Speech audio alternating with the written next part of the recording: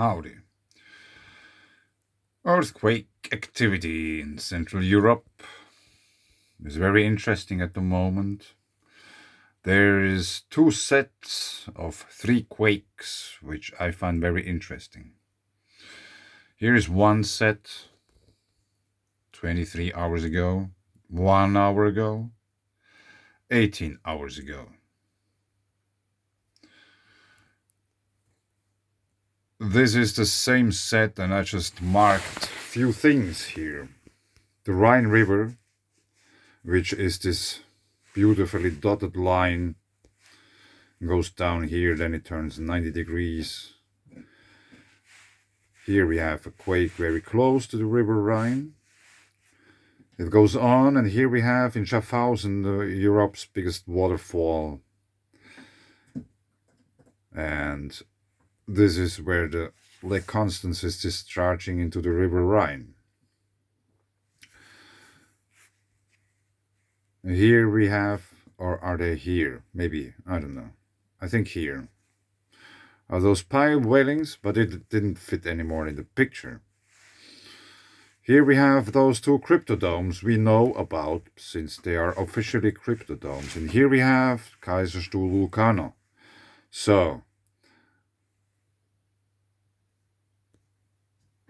let's draw a fat line here in the form of a V or not. Let's try again. Vulcano, Vulcano, River Rhine. Quakes, which means there's a row of quakes between 2 volcanoes, or actually 3, maybe much more, many more volcanoes. So that's the set of those 3 quakes, which are at the lower bend of the River Rhine. If we go up, following the River Rhine, here, actually there's a quake too. 2 hours ago, near Strasbourg, 4 kilometers in depth. Haven't noticed this earlier. The River Rhine. Quakes. Another quake. Bad Kreuznach. But, in English, bad. Hence, geothermal activity. So, here is another set of quakes, and that's the River Rhine. 7 hours ago, 7 hours ago, and 7 hours ago. Bad Schwalbach, which is here. Bath. Geothermal activity. And this region is called Hinterlandswald, backcountry forest. Let's check it out on Google Earth, because I noticed here we have a monastery. And for those who have followed me or something, or however you want to call it, by now you should know that I think that churches, not all of them, but very many of them, are basically very beautifully made fortresses in order to protect water. So, map style, everything. And here is this Hinterlandswald. Kloster Eberbach. Monastery Eber is a male, what is it? Wild pig? No.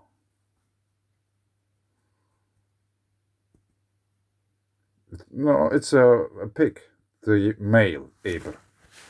It doesn't matter if it's a wild or...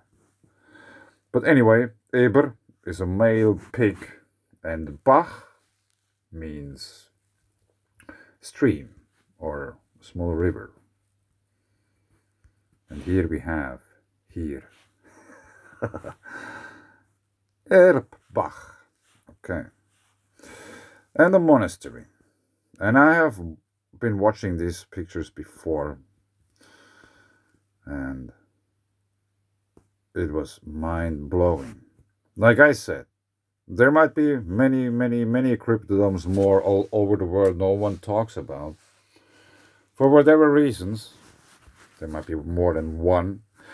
I think churches are fortresses to protect the water, and many of them have probably been built on either ancient known sources of special water, in a way, or the area couldn't be probably inhabited earlier than somewhat 11th century because of, let's say, geothermal activity, earthquakes, and such, because it was too wild. In other words, back in the days when they started to build these structures, geothermal activity might have been much, much, much more intense than it is today. Not only more heat, but also more water, frequent eruptions of whatever crypto domes or crypto geysers and all these kind of things many hundreds of years ago. I think it's totally possible. And I was watching these pictures and I thought that's a rather impressive monastery. And for those who don't know, monks really liked to get drunk. For whatever reasons. But they used to grow wine and drink it and get wise by that. And that's all very, very interesting. Maybe these were used to make juice out of those grapes or printing books. For those few who were able to read. I have to in a bit. We have thunderbolts of Paretian instabilities, repetitive patterns. There might be even, no, they are not. But anyway,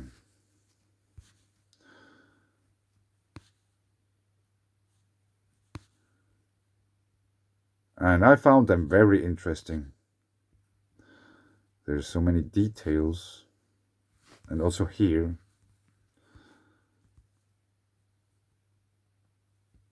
There's so much stuff. We have dragons. We have tetrahedrons. We have Jacob's ladder of Paretian instability. Probably something to do with Venus and Mars, since he seems to be a warrior. He has angels, which are also plasma instabilities in the sky. Repetitive patterns here. One could think this of being a squatter man. A derivation of a squatter man. And these two people lost their heads for whatever reason. There's another dragon down here, or whatever that is. Here in the middle, and here are two other dragons. But that's not what I was trying to show you. And then we have this miniature model of the whole monastery. Maybe added is today, or maybe added has been. According to some sources, whatever sources. And there's a library, I guess, or something. A museum beneath. We have red pillars there in the back, which might indicate that there is some iron-containing rock there available as well. And Germany is very well known for the huge metal iron mining operations. They happen, like sometimes there's peaks in them, like there has been peaks in the 40s. And it's a rather big monastery and very well preserved. There is many, many, many bottles down here. Random places in a monastery. Check this out. And I'm not exactly sure what that is. I didn't have really time to dive into that. But I assume that that's in the region. And there is like, check it out, barges or boats, ships.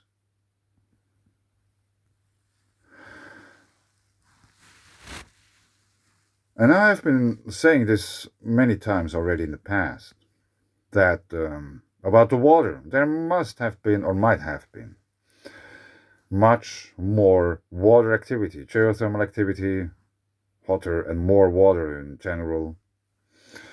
The river Rhine is drying up, or it has been drying up. Many rivers were drying up, and back in the old days, there was like these kind of boats, like on a side arm,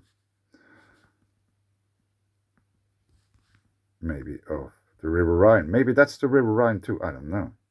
It just seems somehow too small. Eberbach Abbey.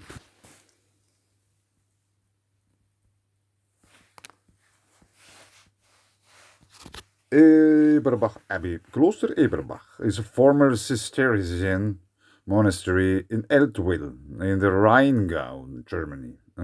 On account of its Romanesque and early Gothic buildings, it is considered one of the most significant architectural heritage sites in Hesse.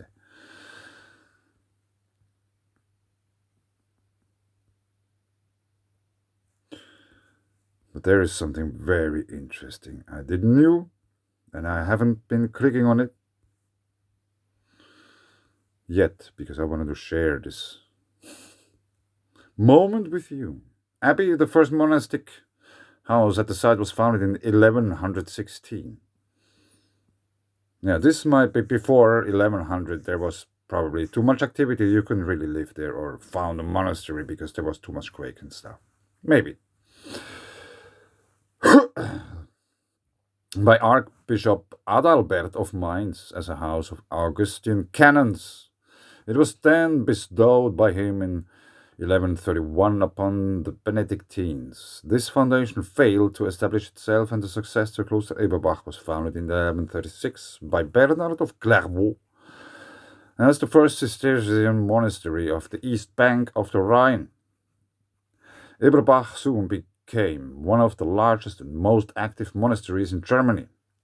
From it, number of other foundations were made: Schönau Abbey, Heidelberg in 1142, Otterberg Abbey and Palatinate in 1144, Gottestal Abbey near Liège in 1150, and Arnsberg Abbey in the Wetterau in 1174.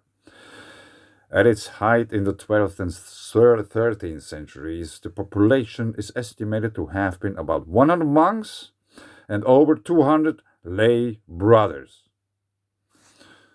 And I noticed the word lay, and I am very aware that the process of peer reviewing was originally in a way established by the church in order to prevent blasphemy.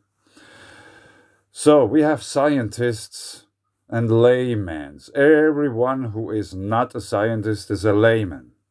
And here it says lay brothers, and it has to do with a belief system. So let's click on lay brothers, and I'm really excited to what to find. Is there anything to find? Lay brother is a largely extinct term. Two religious brothers, particularly in the Catholic Church, who focused upon manual service and secular matters, and were distinguished from Chor monks or friars in that they did not pray in Chor. Sorry for butchering this word, probably. And from clerics, in that they were not in possession of or preparing for holy orders. So the dude who was cleaning the toilets, cleaning the room afterwards, the monks had their feast. carrying the water from places to another, feeding the cows, doing all the hard work in order to keep the monks alive were laymen. Probably they were, in a way, also slaves. Probably without knowing it, but that's only their luck. History. In early Western monasticism, there was no distinction between lay and chore religions. The majority of St. Benedict's monks were not clerics and all performed manual labor. The word conversi being used only to designate those who had received the habit late in life, to distinguish them from the oblati and nutriti. Nutrition. But does it mean it's essential? Because if without nutrition you die. I don't know. But by the beginning of the 11th century, the time devoted to study had greatly increased. Thus, a larger proportion of the monks were in holy orders. Even though great numbers of illiterate persons had embraced the religious life, at the same time it was found necessary to regulate the position of the famuli, the hired servants of the monastery, and to include some of these in the monastic family. So, in Italy, the lay brothers were instituted, and we find similar attempts at organization at the Abbey of St. Benignus in Dijon, under William of Dijon, and Richard of Verdun, while at Hirschau Abbey, Abbot William gave a special rule to the Fratre Brabati and Extroiriere. At Clant Abbey, the manual work has regulated mostly to paid servants, but the Carthusians and Cistercians. We were talking about the Cistercians. The order of Gramont and most subsequent religious orders possessed. Lay brothers possessed. I don't know exactly what that means, like really the real meaning of the word possessing. But I won't Google it now. To whom they committed their secular cares. In particular, at Gramont, the complete control of the order's property by the lay brothers led to serious disturbances and finally to the ruin of the order, whereas the wiser regulations of the Cistercians provided against this danger and formed the model for the later orders. In England, the Benedictines made but slightly use of lay brothers.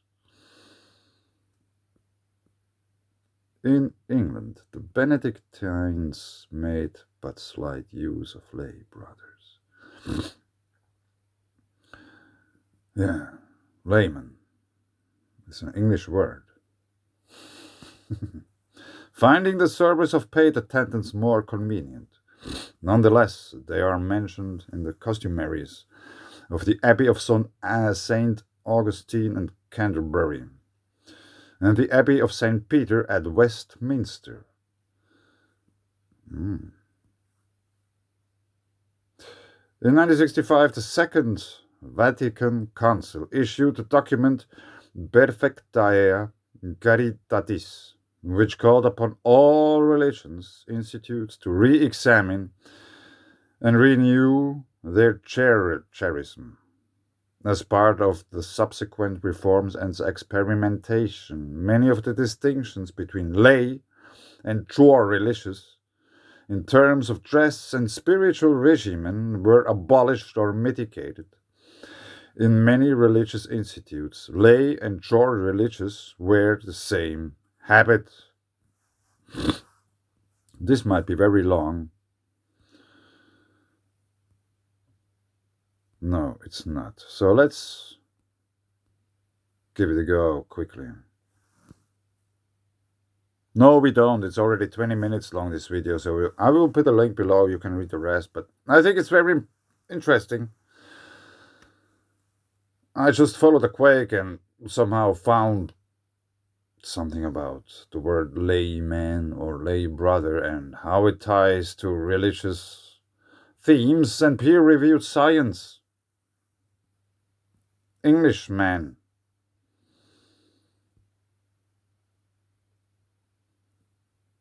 Abbey of St. Peter at Westminster.